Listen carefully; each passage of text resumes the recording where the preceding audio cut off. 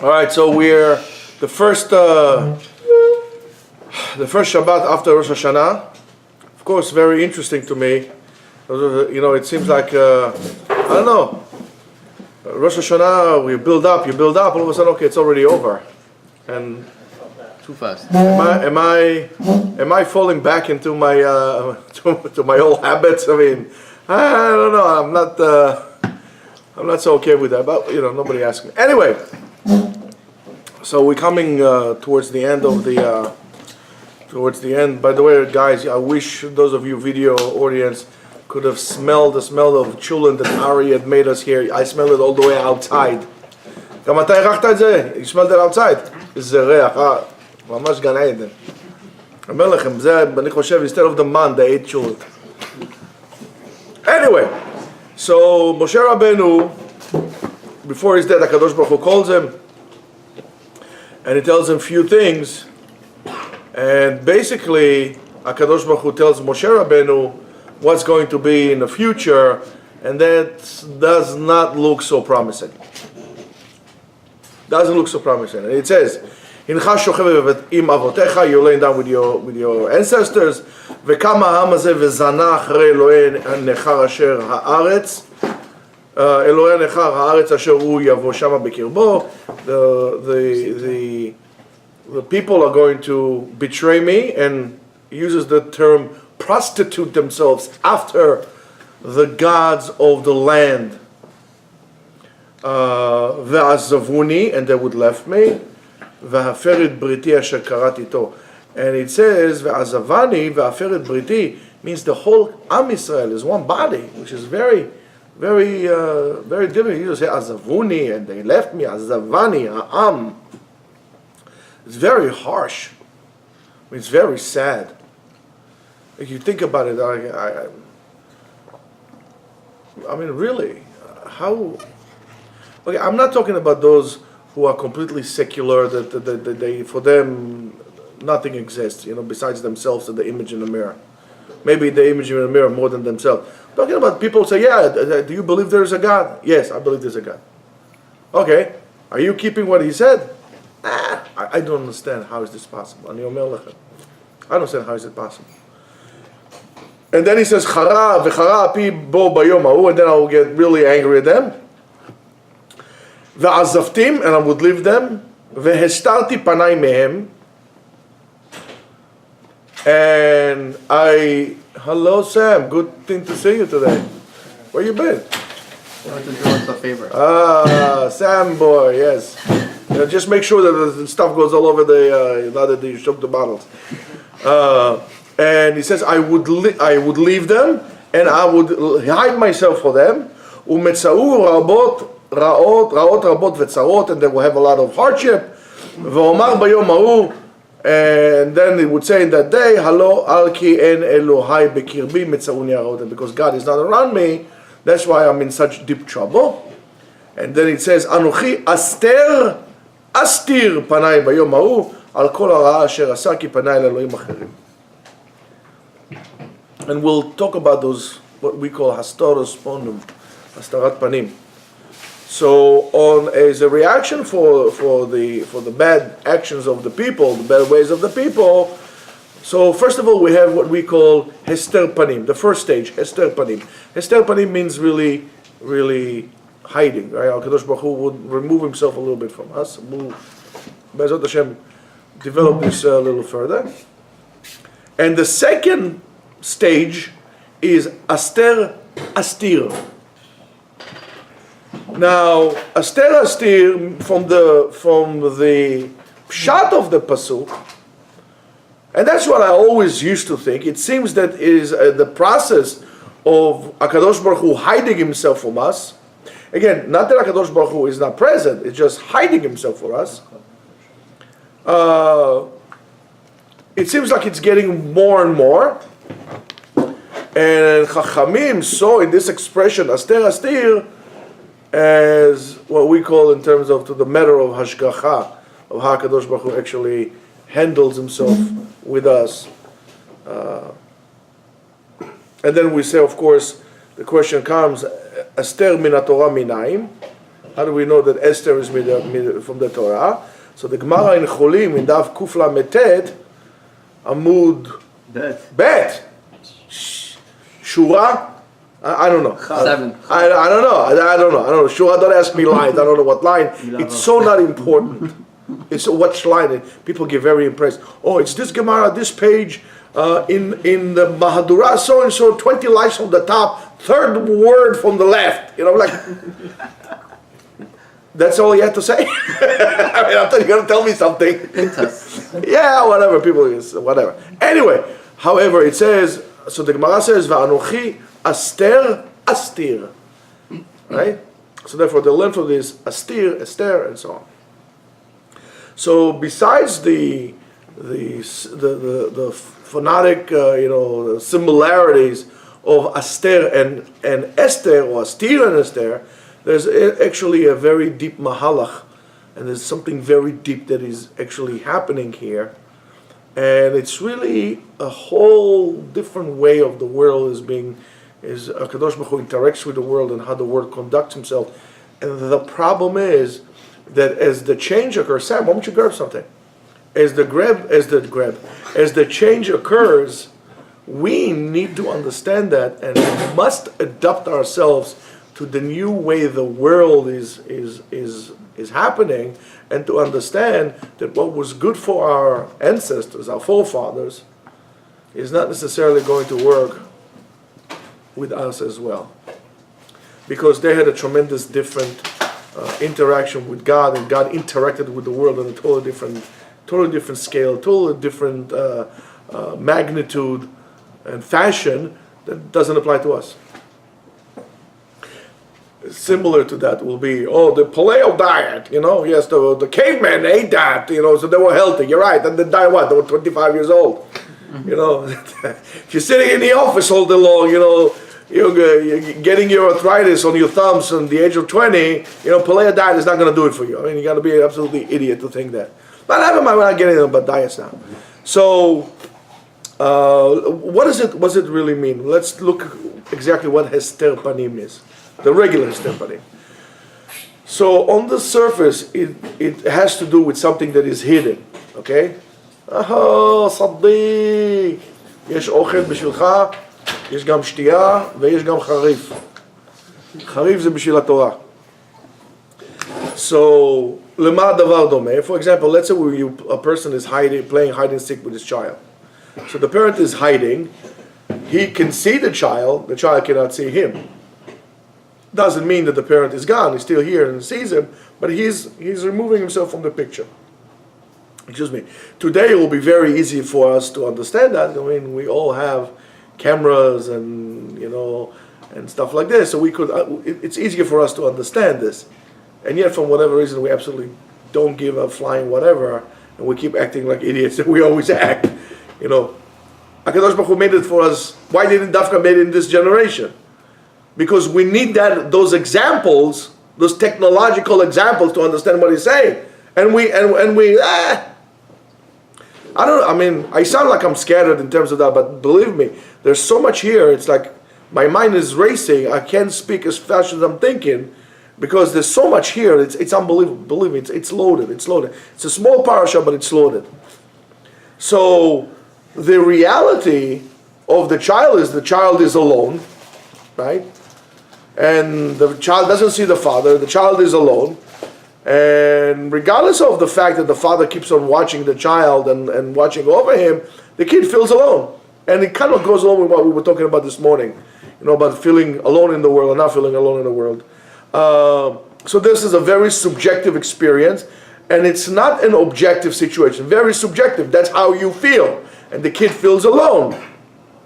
The Rambam sees in that expression, it sees a description, and it gives a description of a much worse case scenario, much more difficult situation. When he looks at the concept of halicha, right? And it says in the following, Leshon zot hush'ala lema she'eino guf. So what does exactly mean, the Rambam says? It's either that he walked away, or there's no more hashgacha, no more divine providence over this matter. אשר דומה לו בין בעלי החיים הוא שפונים ושרים מדבר. The same thing like it happens with animals. They go, animal also doesn't like it goes away and so on. מה שבעלי חיים עושים בהליכה, what he, right, it's called, that's what he calls סילוק, he said removing, right? So therefore the השגחה, הסתרת הפנים, it says אנוכי אסתיר את פניי, he described it as a metaphor of walking, הליכה. In other words, walking away. I'm going there. As for example, as it says in Elecha ashuva el mekomi. What it says in Hosea is, I will go back into my place. Elech, I will go back to where. And if you want to look into that, look in the Moreh Nevuchim, in Chelek Aleph, Perek Chavdalad, he talks about that concept over there.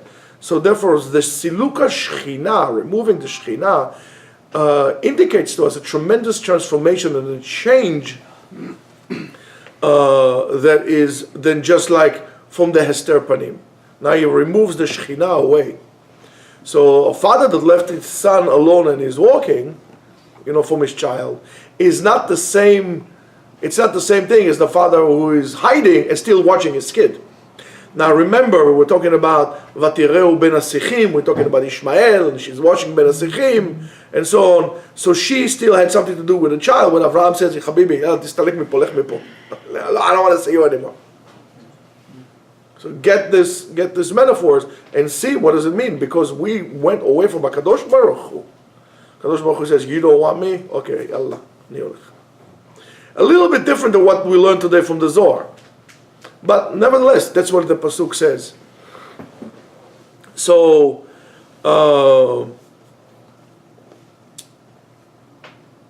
therefore, if we going to talk about this metaphor of Starat Panim, there is a difference between Haster uben Esther Astir. Right? What will be the difference? So we have a Masorah from the Baal Shem Tov. It says, Va'anochi Haster Astir, Haster, Hey Samech Taf Resh, Astir, right? He says, Ratza lomar she'astir mimenu velo yeda shu behastarat panim. So far we talked about the increasing process of HaKadosh Baruch Hu removing himself from interaction in the world. However, comes the Baal Shem Tov and it says something completely different. And I think that it's even more dangerous than before, than the other one. It says, I will hide my face from them, because they left my ways. But they wouldn't even realize that. I will do so in hiding. Lema davar domeh. Let's say there is a couple, right? And let's say one of the parties in the couple, the husband or the wife, has something very bad about, let's say, the argument's sake, the wife feels something very terrible about the husband. So he says to her, how are you doing today? She says, everything is fine. And she makes a big smile. But really inside, she's already done with him. She's finished with him. But everything is a smile. He's not aware of that. He's not aware of what he's done. He's not aware that she's angry with him. And one day, she gets up and goes and never heard from him again. He says, well, if somebody asks her, why didn't you tell me? She just left. I didn't know anything. That's a much more dangerous situation. So here the Baal Shem Tov says, the Hastarat Panim, that the HaKadosh Baruch Hu would not interact with us on the same frequency as before. It's going to be unrevealed to us. We're not even going to be aware of that. We'll think that everything is the same. Everything is the same. Akol beseder. It's the same thing, let's say, for example, a person who is at work, right? Comes every day, let's say he does something, or even if he doesn't do anything, they just want to fire him. But he's not aware of that. For him, everything is okay. He talks on the phone, a big shot, legs on the table, drinks the coffee, right? Meanwhile, the boss doesn't know. And he comes to him at the end of the day, says, Habibi, here's your red slip, yalla, goodbye. I didn't know that. Right? It's the same situation that we are in. So while the Baal Shem Tov is telling us, it's a very, very concerning perush on Haster Astir. Haster astir. I will hide the hester panim. You won't even know that I'm away from you. It's very difficult. If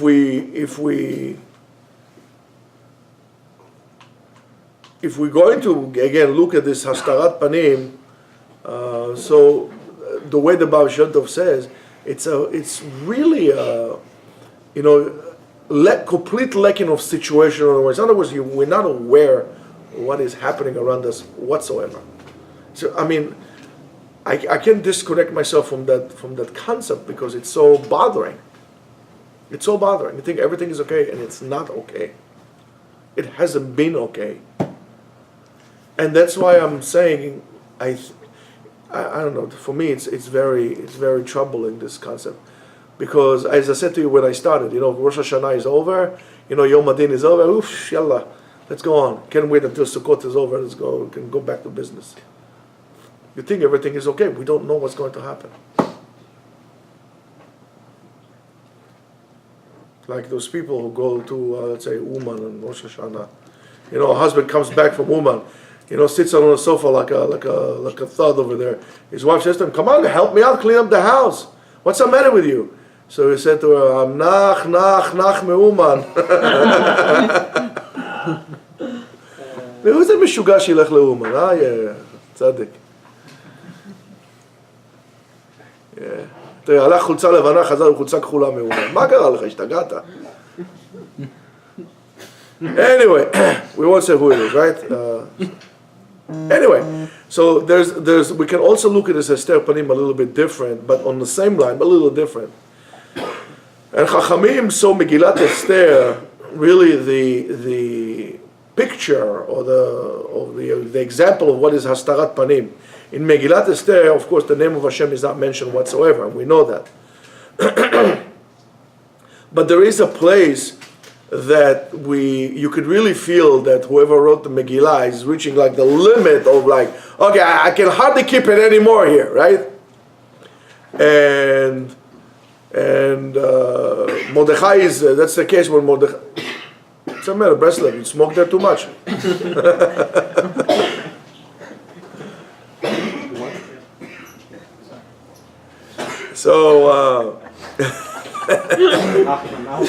So it's when Mordechai comes to Esther to talk to, said to her, please go speak to the king, in order to change his mind about Haman. So Esther explains to him that there's no such chance, there's no way. And if she's going to go to the king uninvited, there's one thing that's going to be for her, that's going to be death. And then Mordechai pulls up his punchline and he says, "Vayomer Mordechai la'ashiv el Esther." And Mordechai said that to answer Esther back. "Al tedami benafshech limalet bet hamelech mikol haYehudim." Don't think you're going to run into the palace to escape from the destiny that all the Jews are awaiting. Ki im acharesh tachrishi ba'et hazot, because if you going to keep yourself quiet, if you are not going to do what is needed of you to do, רווח והצלה יעמוד ליהודים ממקום אחר. If it's not you, somebody else. Who is מקום אחר? Who is the מקום אחר? אבל ממקום אחר. את וביתך אביך תאבדו. You and your father's household will be lost, but salvation to the Jews will come from somewhere else. ומי יודע אם לעת כזאת הגעת למלכות. And who knows if that is not the reason why you became queen. Every time a person needs to ask himself, HaKadosh Baruch Hu give me this and gave me that and keeps on giving me this. What's the reason that he's giving me that? For my benefit? HaKadosh Baruch Hu gave me talents. For what? For me? For Aleinu Leshabeach? What did he give me this for? He gave me money. He makes me do business. I'm successful.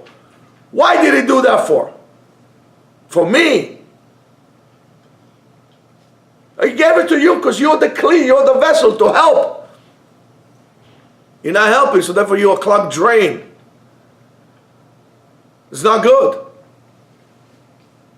You need to ask yourself, and I've told you this a million times, each and every one of us has superpowers, complete abilities only for him and him only, not for anybody else. And you need to be honest with yourself. Don't be humble with me now. Oh, Rabbi, who am I? I'm really nothing. That's nonsense. It's hypocrisy. Because you always think you're so great. So let's not tap into your greatness. If you're so great, let's do something for the klal. Let's help people with this.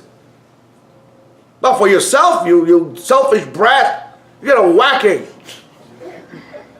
I got a special wand here, Malchut is next week.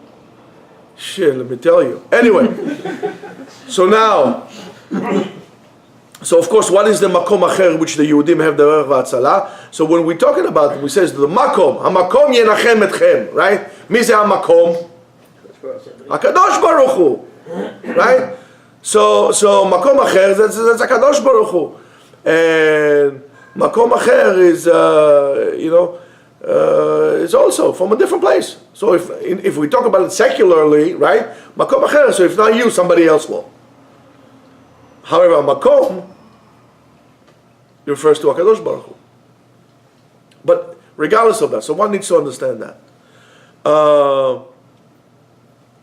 And I really think that if you look at this carefully, when Chachamim use it in the Mishnah, the word hamakom, I think that's the source for that usage of this place, as the Mishnah says that. Because if you look at the Mishnah, there are two different names for HaKadosh Baruch Hu. Again, HaKadosh Baruch Hu's name is never in the Mishnah unless it's a quote from a pasuk or something, But it's not like this, right?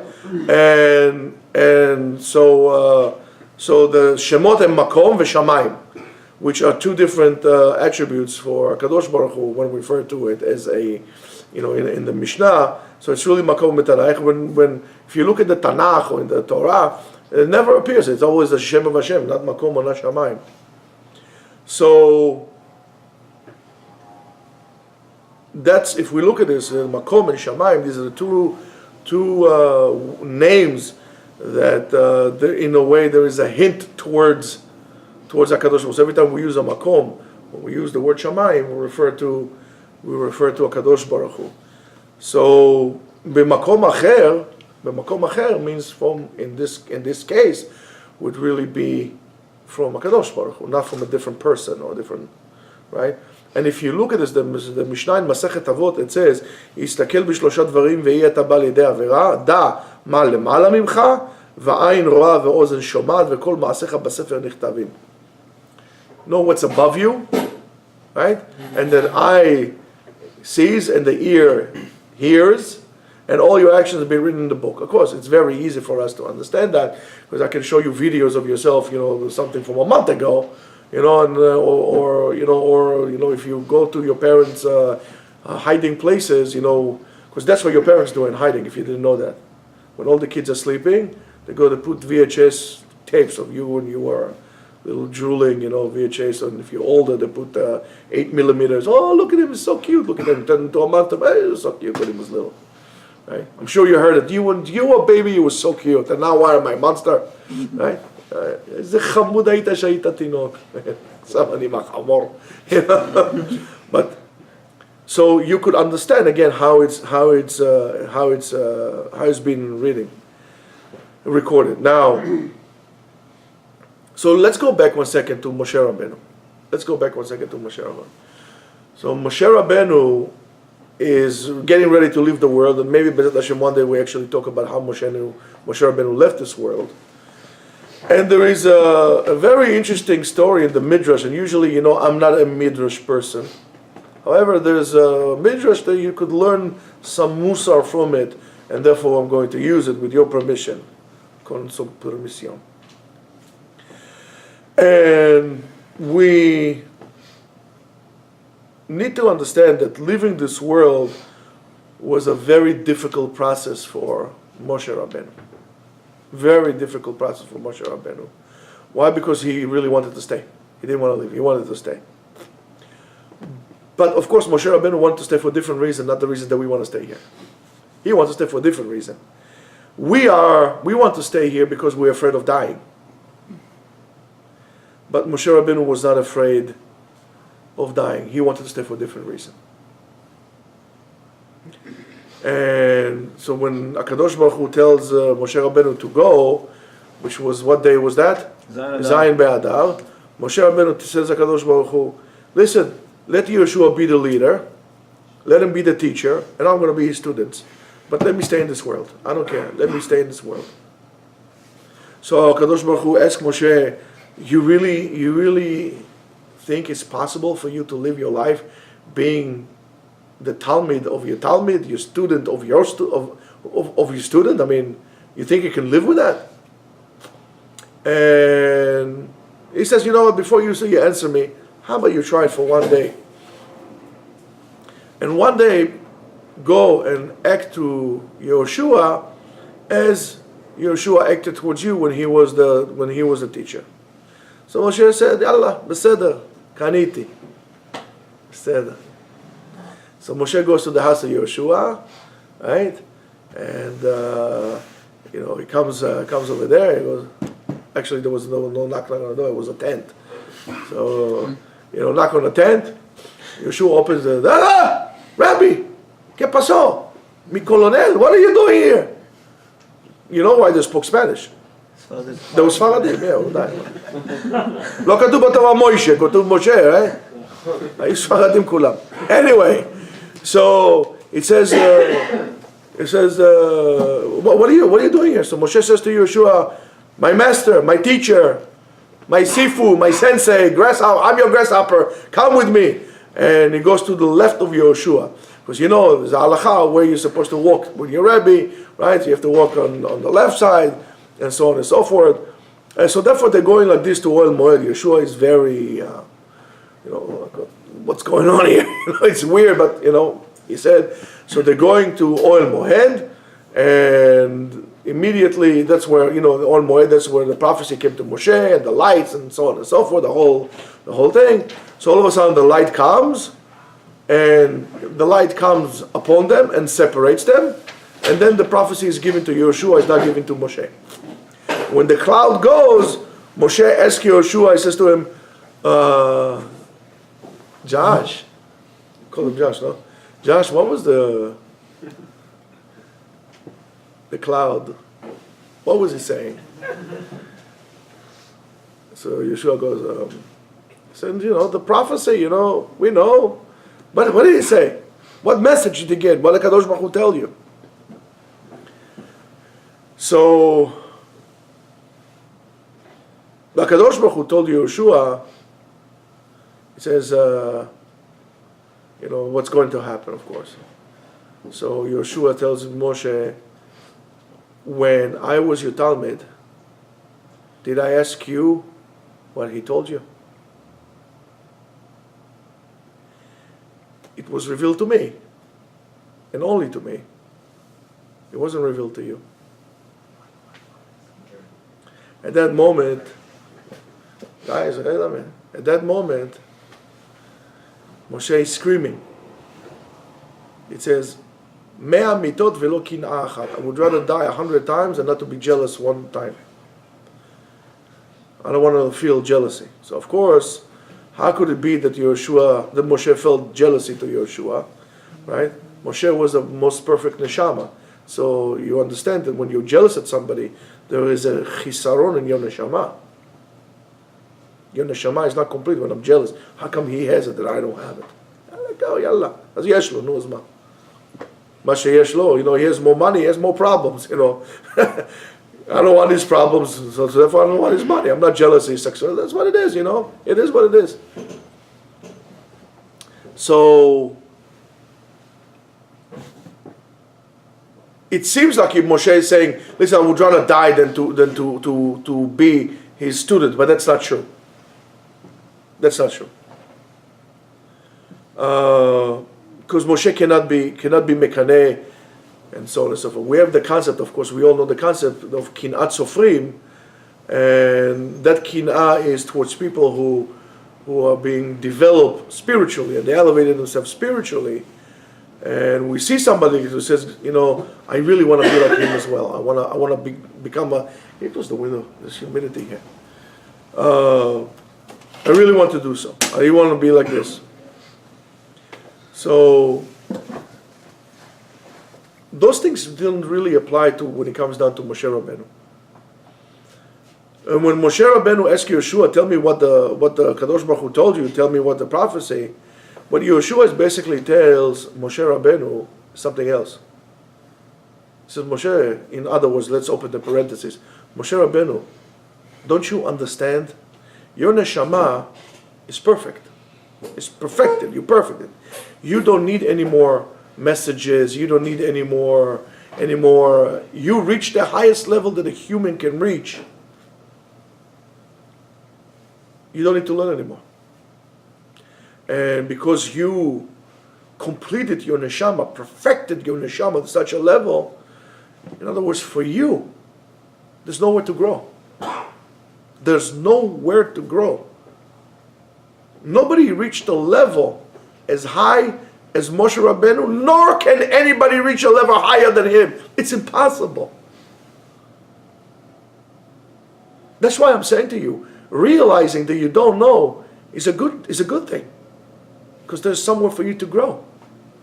There's somewhere for you to develop. You're never going to get bored. When you finish school, you feel, Baruch Hashem, I'm done with this. But once you realize that you need to be a lifetime learner, because you always need to grow, because once you stop learning, you stop growing. And that's true to everything, especially for Torah. And we have so much to accomplish, and so much to perfect.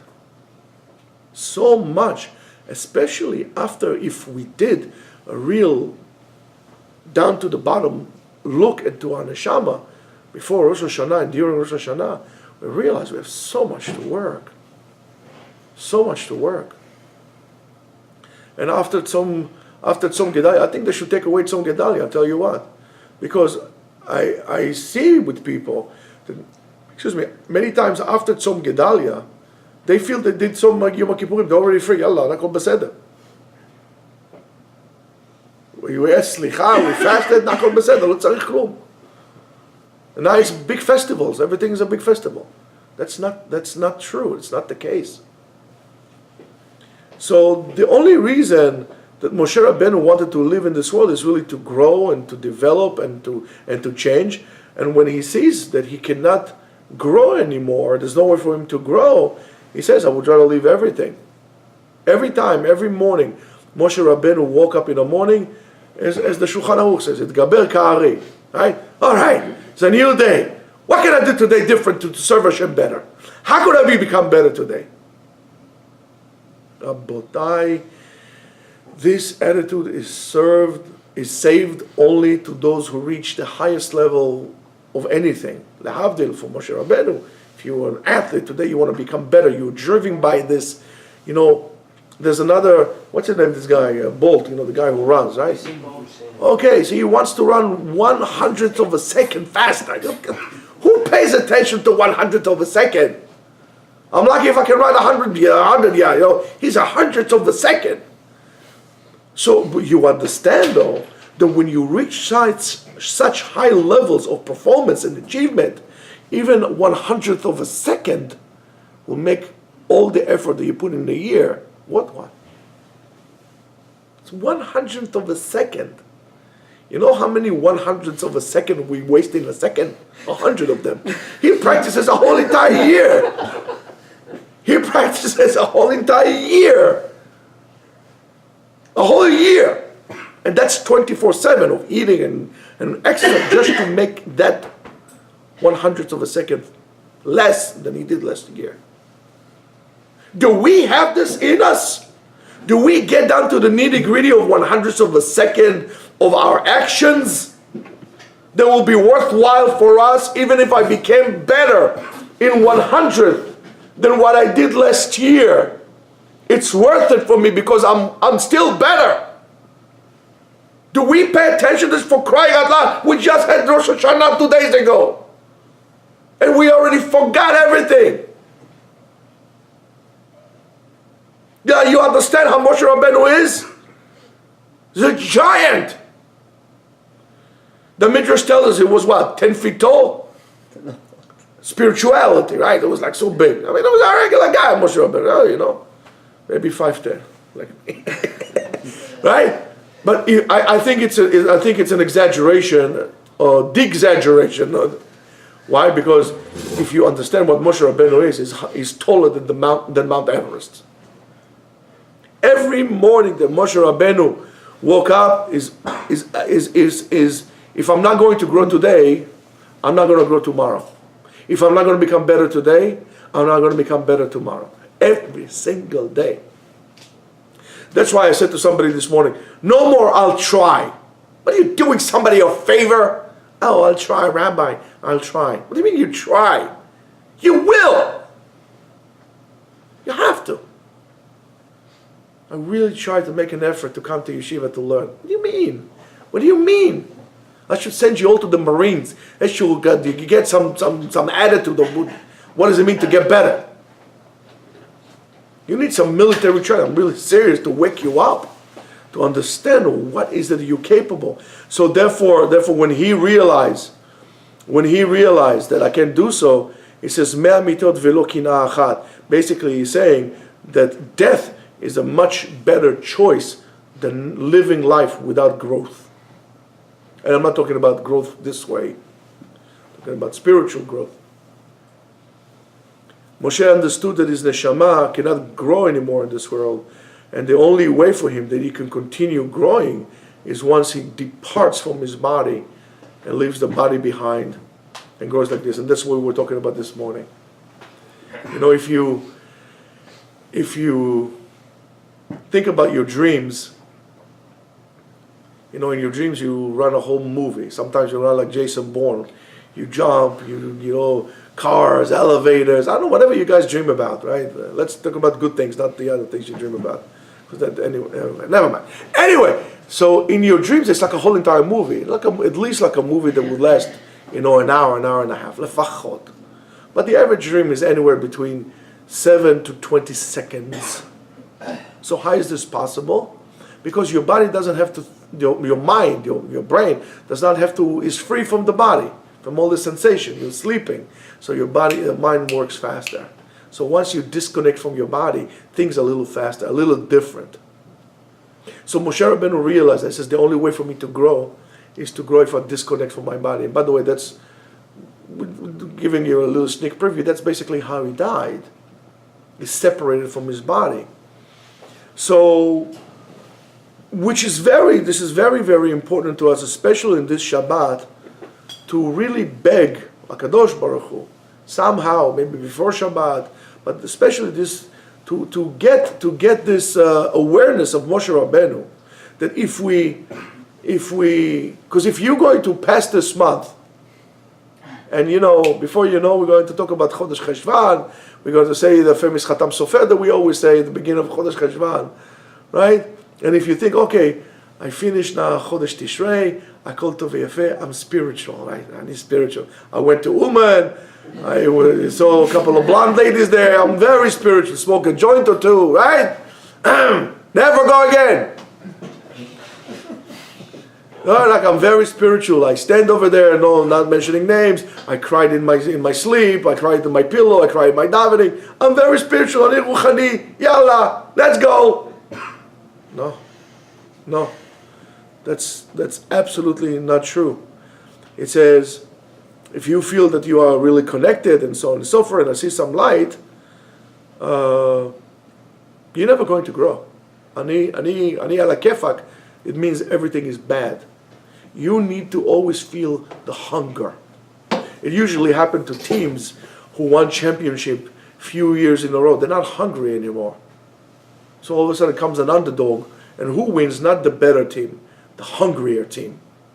The guys who really want to, they'll go. It's not the talent, it's the desire and talent, the drive that pushes them. Not always the best team wins. The most driven team wins. The most driven person wins. And I told you this. One of the mottos that I love is I see the guy sits with his gear on the floor. He has duct tape on his hands. He has duct tape on his feet. You know, with a karate thing. And it says something like one of the two words you can never say is I can't. A very strong message carries. The same thing here also. I need to grow. I need to do. I'm never comfortable when I. That's one of the pirushim where they said tzadikim la'atid lavo. Even be'olam haba, they don't have menucha. They don't have rest. Why? Not because they get into hell again. Because once they're free from the body, they keep on want to go. They're like Mercury. They want to go up and up and up and moving and jumping. There's never end to how much they want to excel. You need to have this feeling b'olam hazeh, especially now, and don't wait until after the Chag to say, okay, yalla, anachnu beseder achshav. Before you know, who knows what you're doing already in Kislev. You need to connect to spirituality now. Take this fuel that you have with you now, and with this fuel that you get, that booster, is just a booster, what we're getting now. To carry us through a whole entire year, we need to create this hunger for more, to understand that there's room for us to grow, and that's what we need to understand. If a person has this, he can reach what Moshe Rabbeinu reached. And by the way, that's what the Rambam writes in Halachot Shuvah. Your Yirat Shamayim could reach the level of Moshe Rabbeinu if you want. If you didn't get it, means you didn't want it. You could do it. It's not predetermined on you. And that's what Moshe Rabbeinu says. And basically, he says, I'm not afraid of death. I'm afraid of life that goes nowhere, no growth. How many of us know people that their life goes nowhere? They go from $1 to $1. That's not growth. That's not development. That's a death sentence. These are zombies. Don't pay attention to how much money you have in your bank account. This. What's going on inside of you? Are you driven? That's why immigrants that come are more successful than people who were born here, second and third generation. They're driven. You need to break away from this slave mentality. You need to be driven. And that's the whole entire thing, and that's the problem. So many times, and many times in our lives, we are very happy and very satisfied from a spiritual life. From the way we do Avodat Hashem, Baruch Hashem, listen, I come to Minyan, I put tefillin, I keep Shabbat. Now you might understand when we say En Tzadik Shelo Yechta, even and Rav Nachman talks about it, that guy from Breslov, that even when the tzaddik falls down, En Tzadik Shelo Yechta, even when the tzaddik goes down, the difference is between the tzaddik, that he uses that as a momentum to go up again. He goes one level, goes up 2 levels. To go up all the time is very hard. So even even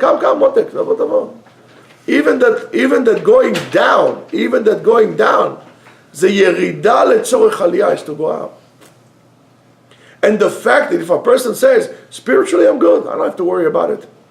Chazal come and tell us, le'olam lo ta'amin ba'atzmecha ad yom motcha. Never believe in yourself. In other words, not that you are not capable. You're capable, but never believe, that's it, I'm good.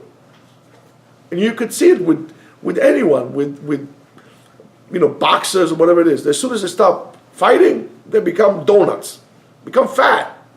Football players, and so everybody. Also spiritually, you need to constantly work on yourself and have and be driven by the thought that there's no end to it. But how many people really have this fire of Moshe Rabbeinu? How many people? We could have it, but none of us, right?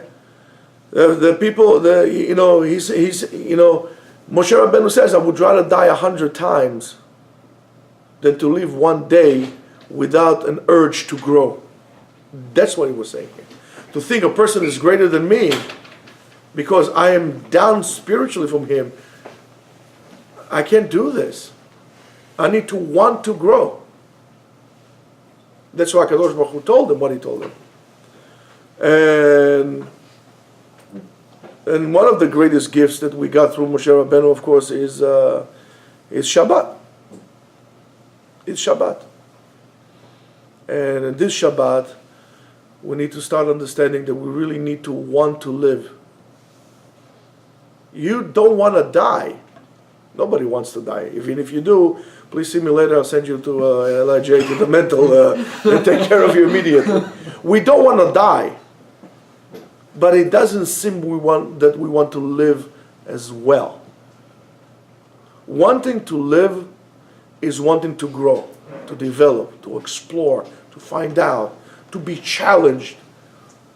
And that wanting to be challenged is very important. Never, ever get used to the fact or the only thing that you are after, only thing that drives you is the drive to become comfortable.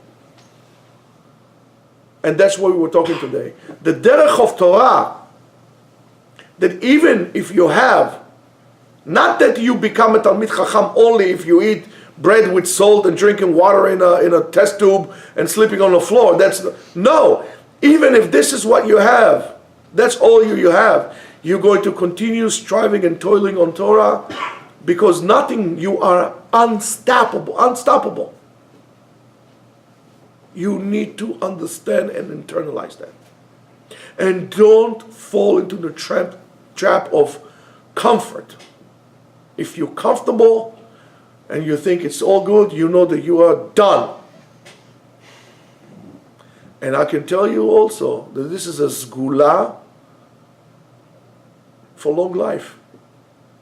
People that always occupied with something, without meaning, of course, that becomes the meaning, live longer. I've seen a short documentary, I don't know, 10 minutes or so, about, all women in Okinawa. The youngest person there is like 84 years old. They have they put a CD and they dance and they do all kind of stuff like this. They go to work in the garden, they're pulling carrots like this, they have no backaches and nothing. But they do something that wanting to do would give you life. Bacharta b'chaim, you're always chaim in order to be alive, and that's why Maim Chaim, when we talk about Maim Chaim, and that's why we say, the Ma'ayan Maim Chaim Meta'er Bekol Shiur, right? Meta'er Bekol Shiur. Why? Because it keeps on going, keeps on moving. We also have to move. We have to grow. We have to be hungry to grow. Use this Shabbat not to get fat. Use this Shabbat not to doze on the pillow and drool on it. Use this Shabbat as a jump board to spiritual life. You need to simply let go of everything. And if you want to learn the Zohar, learn the Zohar. You want to learn the Ari, learn the Ari. You want to learn the Namer, look, whatever you want to learn. Use that. Contemplate on yourself. Do things that would invoke the spirituality in you, will bring it up. That means, Rabotai, minimal, if anything at all, of drinking on Shabbos. You can become spiritual when you're drunk. Needless to say, you are not spiritual when you smoke a fatty. Nothing. You can be spiritual when this is dafuk, when this is not working. No smoking. Of course, not on Shabbat. No drinking. Minimize. You want to make l'chaim one beseder. No more than that. You want to get spiritual and excited? Yesh lachem po yedidenu atov Yitzchak, right? Yitzchak, you sing, tashir mi haneshama. Singing is a good instrument. Su'udah shlishit. Instead of eating over there herrings that comes out of your ears already, I don't know, whatever they eat here. Eat less, sing more. Needless to say, learn more, sing more. And the people should say to those who are baalei keres, baalei te'avot, they only eat because it's free. I mean, you just finished eating, why gonna eat? Fresh makom. So guys, let's sing a little bit. Nashir. You're not singing, because you're gonna win the America Got Talent or the Voice, Eurovision, America Idol worshiping. I don't know, whatever you're singing. You're singing because you're singing from the soul, from the neshama. Shira is on the level of almost prophecy. Because you let go. So Rabotai, encourage people to sing in your homes, in Su'udah Shlishit, in Kiddush that you make in Shul. Give it a little bit more meaning. When you do things, do things with a little bit more attention, try to do things better. And Be'ezrat Hashem, we're not going to fall into shenat, into slumber, a spiritual slumber. We're actually going to wake up to full life, full spiritual life, and HaKadosh Baruch Hu will grant us many, many more years. Amen. Amen.